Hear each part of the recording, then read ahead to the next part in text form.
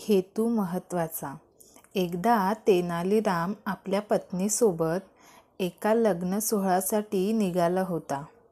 पावसाचे दिवस असल्याने रस्त्यावरील खाचखळग्यात पाणी साचले होते. पत्नीने नवीन साडी दागदागिने अंगावर परिधान केले होते, त्यामुळे ती जपून चालत होती. अचानक पाठीमागून एक बैलगाडी वेगात येत असलेली पाहून तेनालीने आपल्या पत्नीला रस्त्याच्या कडेला खेचले. बैलगाडीच्या धक्क्यापासून ती वाचली. बैलगाडी भरधाव निघून गेली, पण रस्त्याच्या कडेला पत्नीला ओढताना त्या दोघांचा तोल गेला आणि ते दोघेही खड्ड्यात पडले.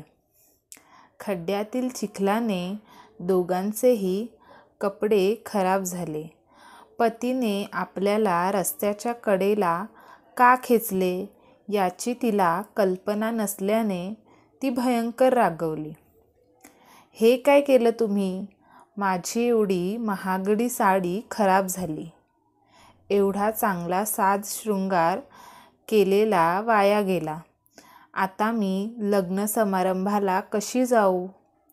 तेनालीराम तिला समजावत म्हणाला. हे बघ, या निमित्ताने तुला आपण नवीन साडी घेऊ. चल आता घरी जाऊन स्वच्छ अंघोळ करू आणि पुन्हा तयारी करून येऊ. तेनालीच्या समजवण्याचा काही उपयोग झाला नाही. रागाच्या भरात तिचे तेनालीला दोष देणे सुरूच होते. तिची एवढी आगपाखड सुरू असूनही तेनाली मात्र शांतच होता. तेनालीचा नोकर ही सारी गंमत पाहत होता. न राहवून त्याने तेनालीला विचारले, मालक, तुम्ही मालकीणबाईंचा जीव वाचवला, तरी त्या तुम्हालाच दोष देत आहेत. तुम्ही जे काही केलं ते त्यांच्या भल्यासाठी केलं.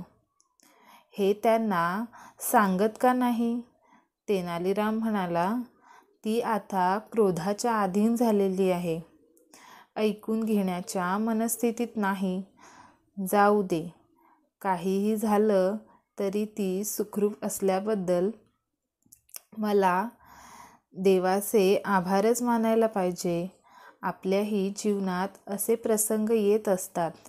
अनेकदा आपण चांगले करायला जातो, पण त्याचा परिणाम वाईटच होतो.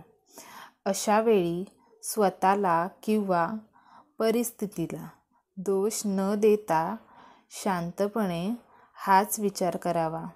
आपला हेतू तर चांगलाच होता. कोणाचं नुकसान व्हावं यासाठी आपण काही केलं नाही, तर नाराज कशासाठी व्हायचं?